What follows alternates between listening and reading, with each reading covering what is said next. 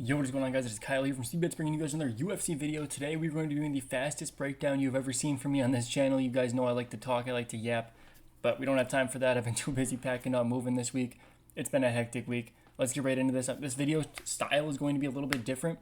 I'm going to give you guys my rapid fire breakdown of the entire card, just basically going to give you my pick and a quick reason why. And then we're going to go into the 5 locks and the free bets. The parlays are back. We're not doing the props this week. I didn't have time to find all the props I liked, so we're just doing a couple parlays. We're doing the DFS slips. I have a lot of DFS lines I like. And yeah, let's get right into this, man. Let's roll TAIRA taking on Hong Sung Park. First fight of the night, we have TAIRA Rodriguez. They're taking on Katlyn Souza. Now, TAIRA Rodriguez, her one path to victory in this fight is going to be the grappling. Her striking is not horrible, but it's not the prettiest sight you've also ever seen. Katlyn Souza is a lot better on the feet. You saw against Yasmin Yaregui, she was able to use the hands to drop her. Goes down as a submission, but it was the hands that really set everything up. Got everything moving. Her hands looked good. Against Angela Hill, a lot of people thought she won that fight. Angela Hill, a crafty vet, you know what she's going to do. She's going to pepper the volume. If she needs to, she's going to grab a takedown. She got a couple takedowns on Katlyn Souza, and I think that's a problem. Angela Hill's takedowns aren't good, and a lot of them were stuffed. But she's shooting from a long, long ways away. Like, you can tell when Angela Hill's about to shoot a takedown. Like, I get ready to sprawl when I see Angela Hill shooting a takedown, just because I see it coming from so far away. Katlyn Souza still got taken down. I think TAIRA Rodriguez is going to have her way on the ground. Now, whether Katlyn Souza wants to lay there and accept it, like Ariane Carnelossi, or whether she wants to get back up, like Josephine Knudsen got up. You got to wonder sometimes, how do you get 8 takedowns in a 3-round fight? Well, even if you're going down at the end of every single round, which I don't think Knudsen did. I think she ended on the feet in round 1, maybe? I could be totally lying. I watched that fight a few days ago. I'm sorry if I'm mistaken, but regardless, she got up 5 times. Even if you take away 3 takedowns for the end of the round getting up, she still got back up 5 times. TAIRA Rodriguez doesn't do a whole lot on the ground. She just kind of peppers you. She's going to sit in your guard, just going to kind of pepper, like I just said, pepper, man. And I don't think TAIRA Rodriguez does a ton on the ground, but she does enough to win just based on her limited control. I think she's going to rack up takedowns on Katlyn Souza. I think it's going to be a dicey decision. But we're going to go TAIRA Rodriguez by decision here. Just know Katlyn Souza is live if the judges that decide to care about damage-based scoring. But, I mean, they don't.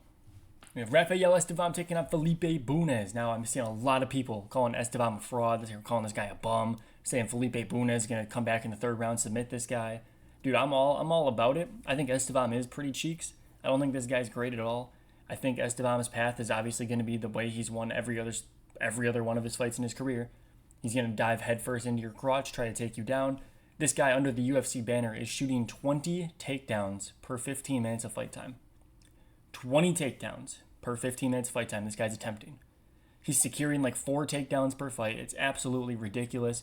A lot of it's based off his last fight where Jesus Aguilar, a guy with some good jiu-jitsu, was able to cause a little bit of chaos. He's able to get back up. Felipe Bunes can do that.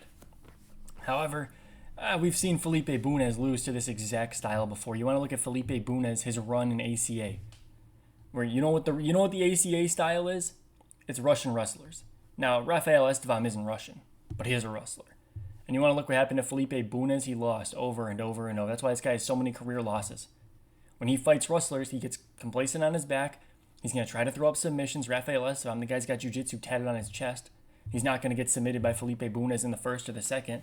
But Rafael Estevam does get tired. He might not even make weight. You never really know with this guy. He's massive. Felipe Bunes, this guy doesn't have good cardio. This guy might have worse cardio. I'm kidding. It's probably not worse, but like, he has 0 3rd-round finishes in his career. I think he has 1 singular win by decision, maybe 2. He generally loses when the fights go to the cards. He's like 2-4 to the decision. I think 1-4, 2-4 to the decision. I don't know. And he has 0 3rd-round finishes. If this fight gets out of round 1 or round 2, Bunes is just as done as Estevam is. So give me Rafael Estevam in this spot. His line is pretty wide. There are ways you can work it down, like Estevam to win in round 2 to start, Estevam to win and to have the most takedowns, Estevam to have the most takedowns, the most total strikes, not significant, but total strikes. He can be striking from top. And yeah, I think there's a lot you can do with that. Give me Estevam to win this fight by decision. Sebashi taking on John Yanis. Now, this fight right here, I didn't do a ton of tape study on John Yanis, but the fights I did watch, I didn't like what I was seeing.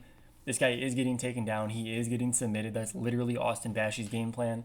Against C-Rod, that was a tough test. That's a guy who can roll. He can scramble. He can actually get out of dangerous positions on the ground. He has the wherewithal when Austin Bashi's on his back to stand up, to put him against the cage and to peel him off instead of trying to go to the ground with him. I don't think John Yanis is that. I don't think this guy's terrible. I just don't think he's Austin Bashy's level. And Austin Bashy, he was still preparing for a fight. This isn't like no camp Austin Bashy. He is also really small, so I think he's going to be more comfortable making this weight than John is. Give me Bashy by sub, probably second round, if not first. Nick Klein taking on Andre Puliev. Now, I think I was kind of high on Puliev in his last fight against Christian Leroy Duncan. I put out a plus 3.5 bet again on Andre Puliev. And now that was a horrible bet. That was a garbage bet. Because he got like 10-8'd and he lost every round. This guy sucks. He was like role-playing William Knight. He just didn't throw. He didn't land. He did absolutely nothing. I think he overperformed on Contender Series against Liam Anderson, which is crazy because Liam Anderson is also not good. But he just kind of like fell into positions on the ground and was just kind of riding it out with control time, riding it out on the cage. I don't think Puliev's that great. He has a long, rangy reach. He's got the height. He doesn't use it, though. I mean, this guy against Christian Leroy Duncan, he was just standing there. He was shook. He didn't know what to do. I know for a fact, I've seen Nick Klein wrestle. I know for a fact Nick Klein has fought at heavyweight. He's fought at light heavyweight. This guy's not going to be scared with a bigger man. He might even be more muscular, more filled out than Andre Puliev. But he's not scared of being the smaller man in the cage regardless. He's going to come forward. I've seen this guy get takedowns. In his last fight, he showed some creative striking against Mansour Abdul Malik. Hit him with the spinning elbow, rocked him, and he won that first round very, very clearly. And I think he can win this fight, to be completely honest with you. I think when he gets this fight to the ground, I mean, Puliev, this guy, what have we seen from Puliev on the ground? I haven't seen anything to really suggest this guy has a phenomenal ground game.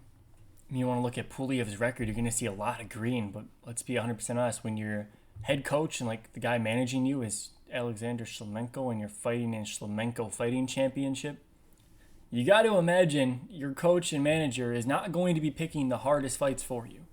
He's probably going to be looking around the edge at these guys that are maybe 1-1, 1-2.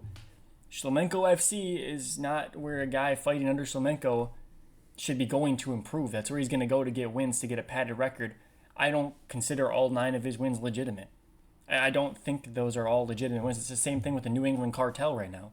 Calvin Kattar is the owner of the organization Combat Zone.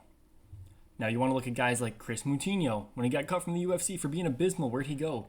He went to the New England Cartel. What did they do? They matched him up with guys in Combat Zone. That's why he racked off that massive win streak. Came back into the UFC. Oh, look at that. He's getting absolutely shit on. Comes in as like the biggest underdog in UFC history. We look at guys like Nick Fiore, who's on a tear right now, man. Nick Fiore, 4-fight win streak after getting cut from the UFC. After Chase Hooper landed 200 significant strikes on him. Oh, man, he's on a 4-fight streak. He's insane. No, he's fighting in Combat Zone under the New England Cartel. They want their guy to get wins. They want him back in the UFC. They're like the kings of getting their guys like 3 wins in a row in Combat Zone. And then Calvin Kattar's like, yo, Dana, check this guy out. Dana puts him in there. He gets absolutely nuked. Look at Mitch Raposo. Look at Brendan Marat. I mean, there's so many examples in this gym. Angel Pacheco.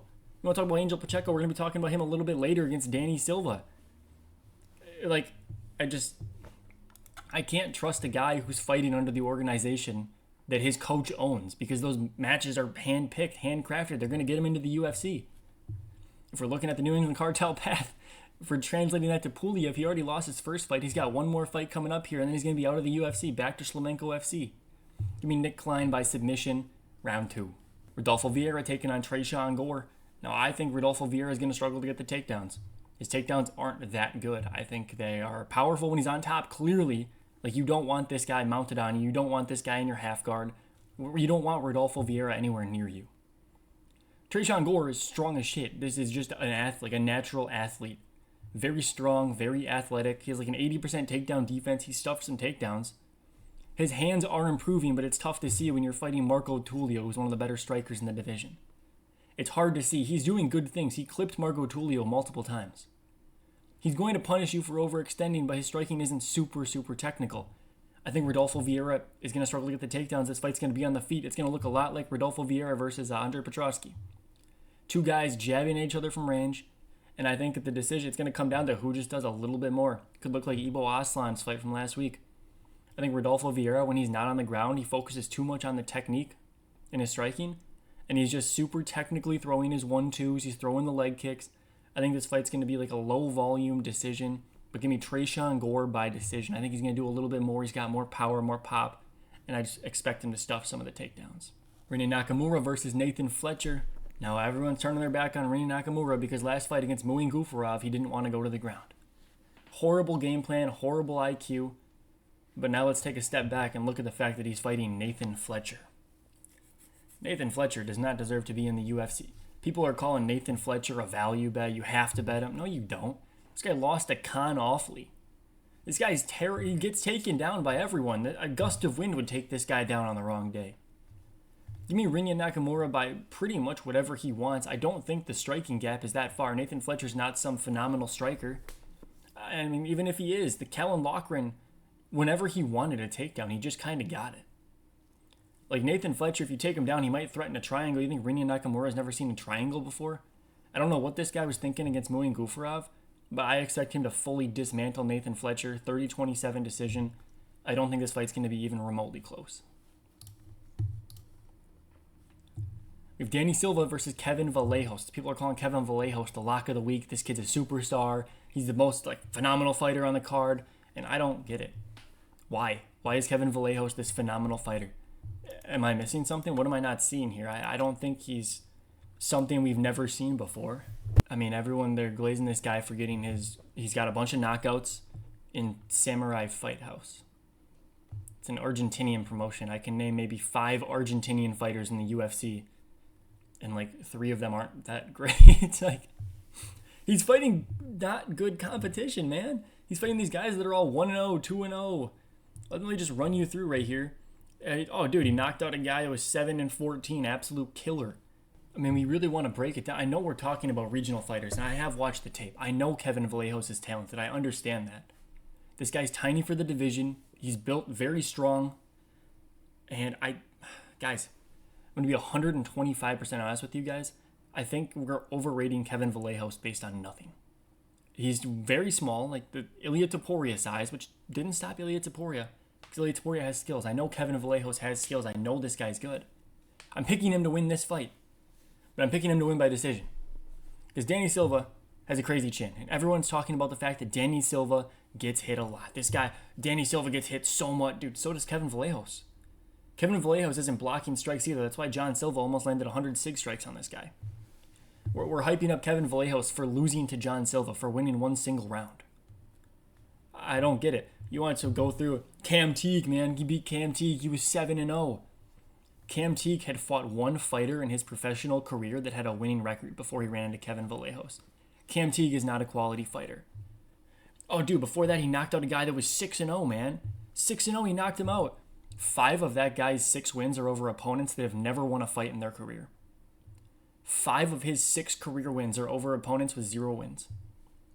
You want to go back before that, man? You want to talk, he's beating the guys with experience. He's got 17-9 Nestor Machado on his record. That's a 42-year-old man that he took to decision. We know Kevin Vallejos can win minutes. He doesn't have the worst gas tank in the world. He slowed down against John Silva because John Silva hits very hard. But Danny Silva puts a pace on you. I promise you, old Nestor was not putting the pace that Danny Silva can put on you. I promise. I think Danny Silva has the kind of chaos factor to make this a scrappy fight. I just don't see Kevin Vallejos knocking out Danny Silva in the first round. If he does, I'm happy to be wrong. I'm so happy to be wrong about this because I'm still picking Kevin Vallejos to win the fight. I think he's a very, very phenomenal fighter. But we've seen Danny Silva, when he gets into these firefights where you're all landing strikes, Danny Silva has very, very high SIG strike performances. And guess what? They always come down to decision, and a lot more often than not, they're split. Because he's hitting you so much and you're hitting him so much, it's hard for the judges to know what's what. I think the power is going to be the slight differential for Kevin Vallejos here. I have him to win by decision, but I think it's going to be a 29-28. Don't be surprised to see a split decision, in my opinion. I think Kevin Vallejos, it's just a tough fight. It's not a diss on him. I just spent the last 5 minutes dissing him, and I'm yapping even though I shouldn't be. I just don't think Kevin Vallejos is this uber prospect that's going to come in, knock every single fighter out in the first round. That's just my opinion, though. But give me Kevin Vallejos to win this fight by decision. Neil Magny versus Elizeu Zaleski dos Santos. I think this is a classic Neil Magny performance. Neil Magny is going to come in, and he's going to push you to the cage, similarly to how Chidi Njokuani did. He's landing knees, he's landing elbows, he's just kind of grinding, holding you. Neil Magny is the veteran at grinding you out. Zaleski can absolutely put Magny away. He can. But for the first time in I don't even know how many years, Neil Magny is going to be the younger fighter walking in that cage in this matchup. And I think for the sake of my pick, I'm taking Neil Magny. I know this guy has the most decision wins in like welterweight history, maybe the most decision wins in UFC history. This guy has up there with the most cage time in the UFC. He is incredibly active. He's been on a bad run against all of the prospects the UFC can throw his way. God forbid he loses to Prime Ponzinibbio when Ponzinibbio was on the climb, when he was considered a prospect before he got that blood disease. God forbid he loses to Shavkat Rakhmonov. God forbid he loses to Ian Gary. God forbid he loses to Carlos Prates and Michael Morales. Are any of those fighters even remotely near the level of average that Zaleski dos Santos is? Are they even close? Zaleski dos Santos, this guy does his best work when you're a debuting fighter on short notice. Beat the brakes off BSC up a weight class. We still haven't seen that referee since. I haven't seen that guy since. It beat the shit out of Zach Scroggin. They didn't even give that guy a second chance in the UFC. They signed him for a one-fight contract, and they cut him because that's how bad he was. Nowhere near ready for UFC. He wasn't even ready for Contender Series. Then we're looking at losses to Randy Brown, losses to Renat. It was a draw against Renat. He made a comeback in the third after Renat death-gassed. But then Abubakar Nurmagomedov. This guy was just a UFC washout. He was the runt of the litter from the Khabib camp. And I mean, it's just on, off. And I don't think this is an on performance from him. Neil Magny's too experienced. Give me Neil Magny to win this fight by decision. Carol Rosa taking on Nora Cornoli. Now, I'm actually pretty high on Nora Cornoli. I think this girl is dangerous. And I think Carol Rosa is, what's the opposite of dangerous? Not dangerous? Like, she's no finishes in the UFC. Never been finished either, if I'm not mistaken. She just doesn't do anything. Now, I want you to look at these two pictures right here and tell me which fighter is younger. Would you believe me if I said Carol Rosa was 5 years younger than Nora? Absolute insanity. Carol Rosa, doesn't have finishes, has never been finished, but somehow this girl has fight miles on her.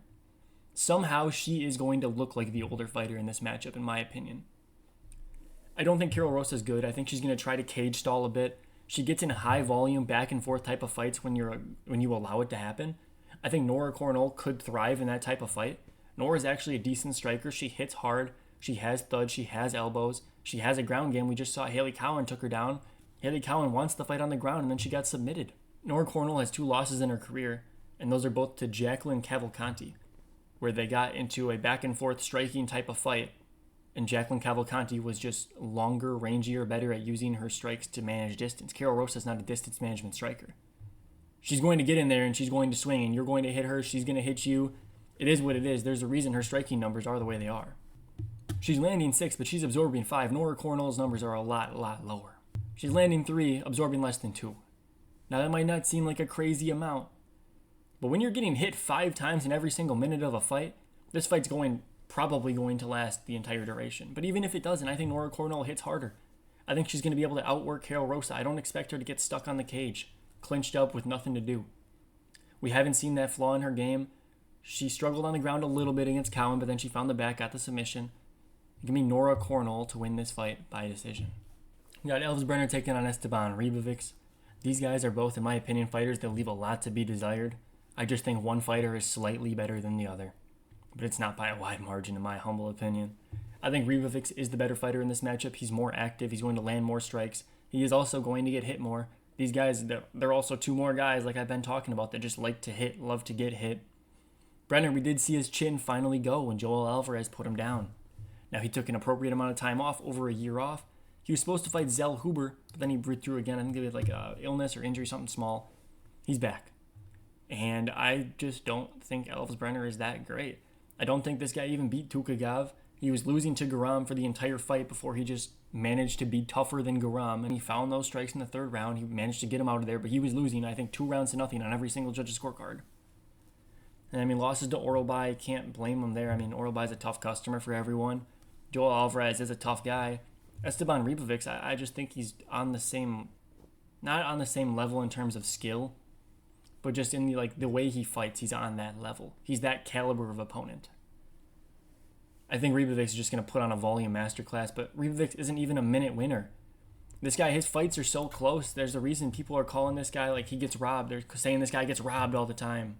I think all 3 rounds in both the Nazarat fight and the Zell Huber fight, besides maybe 1 round where Zell Huber was almost finished, I think 5 out of 6 of those rounds in those 2 fights that went to decision, You could literally flip a coin to figure out who won that fight. They are so close. There are so many strikes. Both guys are getting hurt.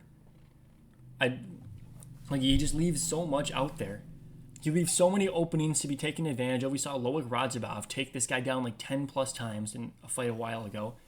You have to think he's working on the takedown defense. Elves Brenner, he wants this fight on the ground. He doesn't want to strike. He's not coming here to strike. I think Ribovics can stuff the takedowns. His takedown defense has improved slightly. I mean, there's no possible way it could get worse. It was bad. Give me Esteban Ribovics to stuff the takedowns to win this fight by decision. Becky and Chris Duncan. Now, these guys right here, they are teammates. They posted pictures together. Everyone knows that by now. We got to remember what happens when teammates fight each other. These two guys know each other's tricks. They know what's going to happen. I don't think Rebecca's going to shoot a single leg with his head on the outside. He's going to get guillotined by Chris Duncan. I don't think that's going to happen.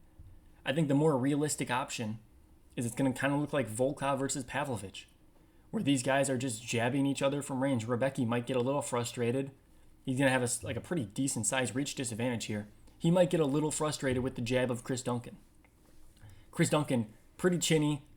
I mean, but the thing, he's known for being tough. And I hate backing fighters that are known for being tough. Because he's like, even on his Contender Series fight, they're talking about this guy's fighting back, battling back in. He came over some adversity. Dude, let's keep it 100% honest. Like, Charlie Campbell should not be a guy that's forcing you to fight through adversity. I mean, all respect to Charlie Campbell. I think he's a good fighter. He just, unfortunately, Chris Duncan was a little bit tougher. Chris Duncan, he landed like a Superman punch on Vucenic. He like jabbed into a Superman cross, rocked him, dropped him, got the submission, whatever. I mean, Vucenic was doing all right in that fight. I don't think Vucenic is the best thing that's ever graced the UFC. Balaji was beating him up until Balaji shot a takedown for some reason. I think Rebecca wants to get takedowns. This guy, I mean, that's his game, top pressure grappling. But in this fight that could look a lot like a staring contest, I don't know if I can back that. I'm going to go Rebecca by decision just because I think he's the more active fighter and Chris Duncan is chinny. Maybe he wobbles Duncan a couple times. Maybe he gets the takedowns when he's wobbled. But this fight is extremely close. I do have a little bet on Chris Duncan. I got him at plus 300. I think those are good odds. I wouldn't attack him at like the plus 160 mark. I don't think there's value there. I wouldn't say there's value on Rebecca either. I think that's that's a good line for the fight. But yeah, give me Rebecca to win this fight by decision.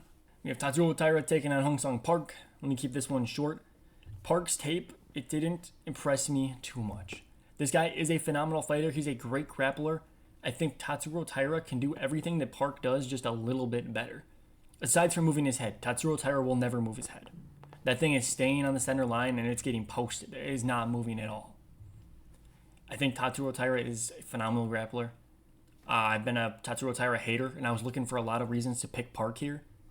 I just couldn't get around to it. I think training for Steve Erceg and then coming in to train for Tatsuro Taira on like 4 days' notice, not conducive to a win in this situation. Taira's like a phenomenal offensive grappler. He's not a guy that you have to worry about trusting his hands too much, because if he trusts his hands, he just gets beat up and then he shoots. Like, Tatsuro Taira, we have seen him in some trouble. I'm not going to lie to you. He always gets out, though. I'm not worried about like the guillotine of Hong Sung Park. I'm not worried about stuff like that. I think Taira's going to get the takedowns. He's going to wear him out. Probably a round 4, round 5 submission, in my opinion. I think Park is very good in those first couple rounds. I think this guy he remains dangerous early. But I think that's going to fade as the fight goes on. We know Taira has 5-round cardio. I expect him to get it done in rounds 4, rounds 5, or by decision. Now let's get into the 5 locks. All right, 5 locks, here we go. We have Tatsuro Taira, like I just said. I think he's got Hong Sung Park covered everywhere the fight goes. Rinya Nakamura, I think Nathan Fletcher is abysmal. Austin Bashi, opponent short notice. You're not ready for the Bashi level of grappling pressure. I expect a rear naked choke. Rafael Estevam, like I just said, Bunez. The one way you're going to beat Estevam is by having better cardio than him, surviving the onslaught, and knocking him out in the 3rd round. Bunez might have worse cardio, and we've seen him lose in the same way. Esteban Ribovics. Again, I was just talking about how he leaves so much to be desired, but I think he can stuff those takedowns. I think he is going to batter Brenner. Notice you don't see Vallejos on here. Let me move my camera. I'm sorry about that. Notice you don't see Vallejos on here because I'm not that confident. I think Danny Silva, he's shown that he can win the split decision. The judges like this guy. 2 back-to-back split decision wins. Is karma coming? Is he going to lose a split decision? I don't know. But I'm not entirely confident in Kevin Vallejos to win. Give me some underdog opportunities. Tresean Gore. Like I was telling you guys, I think this guy has the juice. I think if Vieira does not get a takedown instantly, this fight immediately should be a lot closer lined. Nick Klein. Like I said, I was running that whole Shlemenko FC rant. I can't trust the guy that fights under his coach's promotion. Those are his only wins. Nora Cornell, the more dangerous fighter, the older fighter, but the less fight miles fighter, if that makes sense. Younger in fight years than Karol Rosa, in my opinion. Getting into some DFS slips on the left side here. We have better. I'm covering the logo. I'm sorry. I need to work out a way to improve that for the future. But Danny Silva fight time over. I don't think this guy's getting knocked out by Kevin Vallejo's. Never been knocked out. I don't expect this to be his first. Esteban Ribavic's over on fight time as well. Same reason. I think even if Brenner does get the takedowns, I don't think Ribovic is going to give up a submission. I think it's going to get rode out. I don't know. I like the 11.5 fight time over. We have Esteban lower on significant strikes. This guy's going to be headbutting the crotch of Bunez the entire fight. He has no interest in engaging the striking. He might do what it got us in the past. I'm trying to remember who it was, but they just like took the third round off after out grappling for the first two and throw a few too many jabs. That could happen. I'm worried about that, but I don't expect Esteban to get more than 15 significant strikes. And then a Rebecca 1.5 takedowns. At even money, I had to take this. I knew it was going to get bumped, so I wanted to get it on the value. These are all 3x slips, so I wanted that value. I do think if he wants to take down Duncan, he can, but I'm worried about this fight turning into a staring contest. Rodolfo Vieira, Tresean Gore, combined strikes over. If Vieira's not getting takedowns, they're both just going to be jabbing each other. In Vieira's last fight, where the exact same thing happened against Andre Petroski, he couldn't get the takedowns. They both landed over this amount of strikes. I think it's a pretty easy over unless Vieira gets the takedowns. Kevin Vallejos and Danny Silva, both over as well. These guys both get hit. These guys both love to hit. I think that's a pretty fair line. I think they both could go into like the 60s, 70s. I think they're going to land a lot of significant strikes. Give you guys some parlays here. Rini Nakamura to win in round 3 to start, plus the Nora Cornell plus 5.5.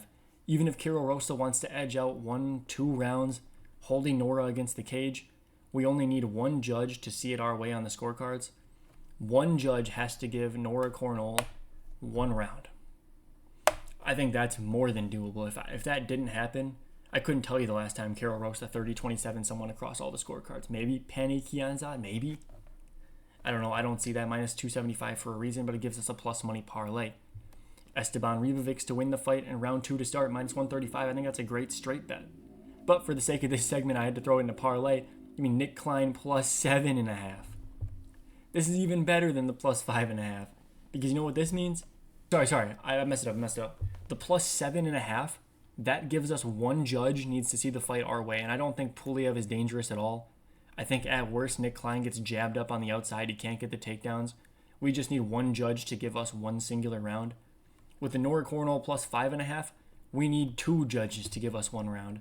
The plus 5.5 is like the catch-all for the plus 3.5 to misses. When one judge decides to mess up the decision, if it's like a clear 29-28 for Karol Rosa, when that one judge gives Karol Rosa a 30-27, we still cash that bet. My apologies on that one. But plus 174 on the bottom.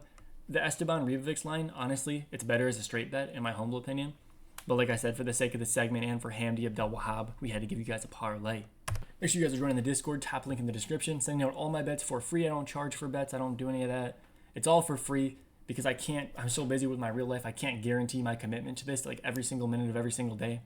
I'm not posting bets every single day, but I really try to. I'm getting in on the MLB. I'm waiting for the NHL to come back. We've been cashing out huge on the NHL last season. NFL coming back in full swing. We're going to have some season-long bets, all that good stuff. Make sure you guys join up there. The Winnable is the link. If you aren't interested in Discord, you don't use Discord, just click the Winnable. I post all my stuff on there, and it automatically gets sent into the Discord. So 2 different ways to see the plays. And yeah, catch you guys on the next one, man. Peace out.